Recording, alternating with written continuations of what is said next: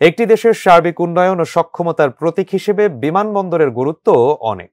ঢাকার হযরত শাহজালাল আন্তর্জাতিক বিমানবন্দরের পুরনো অবকাঠামো সেই ফার্স্ট ইমপ্রেশন তৈরিতে ছিল অনেকটাই ব্যর্থ। নবনির্মিত থার্ড টার্মিনালের মাধ্যমে সক্ষমতার নতুন উচ্চতায় পৌঁছাবে বিমান সেবা। কিন্তু কবে খুলছে প্রতীক্ষিত থার্ড টার্মিনাল? বিস্তারিত জানাচ্ছেন ইমতিয়াজ আলম। বিগত এক দশকে অর্থনৈতিক প্রবৃদ্ধি ও বিদেশগামী মানুষের সংখ্যা বেড়েছে উল্লেখযোগ্য হারে। তাই আধুনিক বিশ্বের সাথে তাল মেলাতে বাংলাদেশের প্রয়োজন ছিল আরও সক্ষমতা সম্পন্ন একটি বিমানবন্দর। সেই প্রয়োজন বিবেচনায় প্রায় 22,000 কোটি টাকা ব্যয়ে 2019 সালের ডিসেম্বরে শুরু হয় হযরত শাহজালাল আন্তর্জাতিক বিমানবন্দরের থার্ড টার্মিনালের নির্মাণ কাজ। 2023 সালের 7 অক্টোবর তৃতীয় টার্মিনালটির সফট ওপেনিং করেন প্রধানমন্ত্রী শেখ হাসিনা। এবছরই থার্ড টার্মিনালের নির্মাণ কাজ শেষ হতে যাচ্ছে। এর মধ্য দিয়ে দেশের প্রথম কোনো বিমানবন্দরে আন্তর্জাতিক মানের সেবা মিলবে।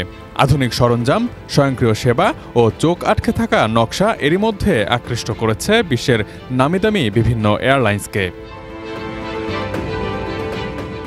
21,399 কোটি টাকায় জাপানের মিৎসুবিশি, ফুজিটা ও দক্ষিণ কোরিয়ার স্যামসাং যৌথভাবে টার্মিনালটির নির্মাণ কাজ করছে এবং এই টার্মিনালটিকে এলিভেটেড এক্সপ্রেসওয়ে ও মেট্রো রেলের একটি রুটের সাথেও সম্পৃক্ত করা হয়েছে। এছাড়া ফ্রান্সের সহায়তায় আধুনিক প্রযুক্তির রাডার সহ অন্যান্য প্রয়োজনীয় আকাশ নিরাপত্তা ব্যবস্থা সংযোজন করা হয়েছে এই টার্মিনালটিতে। সানবিট সব দিবে সামাল। সানবিট ম্যাজিক প্রেস ডিশওয়াশিং এর মাথা ঘোরানো সলিউশন। নবনির্মিত টার্মিনালটির যাত্রী ক্যাপাসিটি হবে 1,60,00,000 লাখ। এখন যে দুটি টার্মিনাল আছে তার সক্ষমতা রয়েছে 80 লাখ যাত্রীর। ফলে তৃতীয় টার্মিনালটি পুরোপুরি চালু হলে বছরে 2,40,00,000 যাত্রীকে সেবা দেওয়া সম্ভব হবে বলে আশা করছে কর্তৃপক্ষ। নতুন টার্মিনালে মোট বোর্ডিং ব্রিজ থাকবে 26টি, যেখানে আগের দুটি টার্মিনালে মোট ব্রিজ ছিল 8টি। একই সাথে নতুন টার্মিনালে মোট 37টি উড়োজাহাজ পার্কিং করা যাবে। আগের দুটিতে রাখা যেত 29টি উড়োজাহাজ। আগে লাগেজ কনভেয়ার বেল্ট ছিল 2 টার্মিনাল মিলে 8টি, আর তৃতীয় টার্মিনালে এই ধরনের বেল্ট রয়েছে 16টি। আগের দুটি টার্মিনালে মোট চেক ইন কাউন্টার ছিল 62টি আর ইমিগ্রেশন কাউন্টার ছিল 107টি।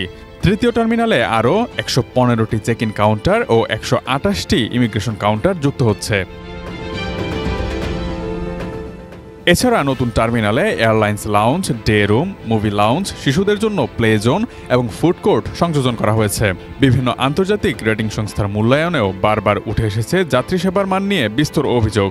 বিমানবন্দর ও উড়োজাহাজ সংস্থা নিয়ে রেটিং সংস্থা স্কাইস্ট্র্যাক্সের মূল্যায়ন অনুযায়ী শাহজালাল আন্তর্জাতিক বিমানবন্দরটির মান সাধারণ অ্যাভারেজেরও নিচে এবং তাদের হিসেব অনুযায়ী 10 পয়েন্টের মধ্যে এই বিমানবন্দরটি পেয়েছিল মাত্র 4 পয়েন্ট। এছাড়া গ্রাউন্ড হ্যান্ডেলিং সহ যাত্রীদের লাগেজ নিয়েছিল নানা ভোগান্তি ও অনিয়মের অভিযোগ। তাই এবার নতুন টার্মিনালের গ্রাউন্ড হ্যান্ডেলিংয়ের দায়িত্ব পাচ্ছে জাপানের প্রতিষ্ঠান। এখন জনমনের জিজ্ঞাসা, কবে থেকে পুরোপুরি ব্যবহার করা যাবে থার্ড টার্মিনাল? এ ব্যাপারে বেসামরিক বিমান পরিবহন ও পর্যটন মন্ত্রী মোহাম্মদ ফারুক খান জানান, আগামী 6 মাসের মধ্যে থার্ড টার্মিনাল পুরোপুরিভাবে ব্যবহার করা যাবে। সচিবালয়ে গণমাধ্যমকে এই তথ্য জানান তিনি এও জানান, রাশিয়া ইউক্রেন যুদ্ধের কারণে সারা বিশ্বের সব মেগা প্রজেক্টগুলোই ধীরগতিতে এগিয়ে যাচ্ছে। এজন্য থার্ড টার্মিনালের নির্মাণ কাজেও কিছুটা ধীরগতি এসেছে। Imtiaz Alam, desk report, ATN news.